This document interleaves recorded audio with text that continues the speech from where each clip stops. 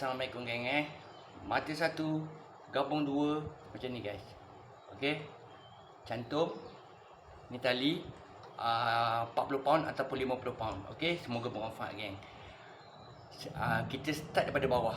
Okay, daripada bawah. Daripada bawah sejengkal kita ukur. Lepas tu kita ambil ni letak. Okay, nampak? Okay. Lepas tu buat macam mana? Dari kita letak macam tu, kita gulung lah. Sap. Sampai penuh guys.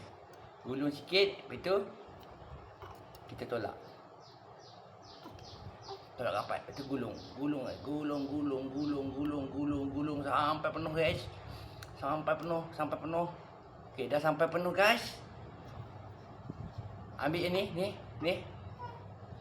Ni ambil ni. Masuk kat lubang ni.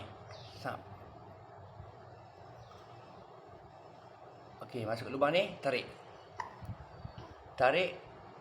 Masuk ke bawah mata ni. Okey, dah masuk bawah mata ni. Kita tarik. Lepas tu masuk sini pula. Ada lubang ni. Okey. Dah masuk dalam lubang ni. Tarik sikit. Biar kuat. Lepas tu ni tak sama kan? Bagilah sama guys. Adjust lah. Okey. Tekan macam tu ke. Lepas tu gulung satu kali.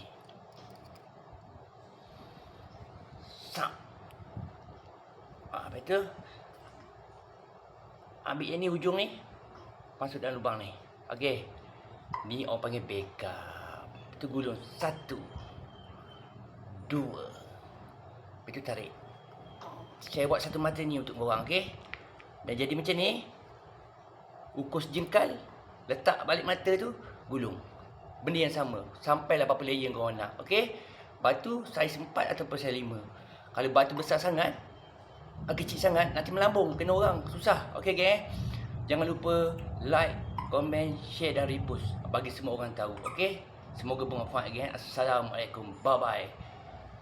Cucu atuk mesti tahu ni. Okey?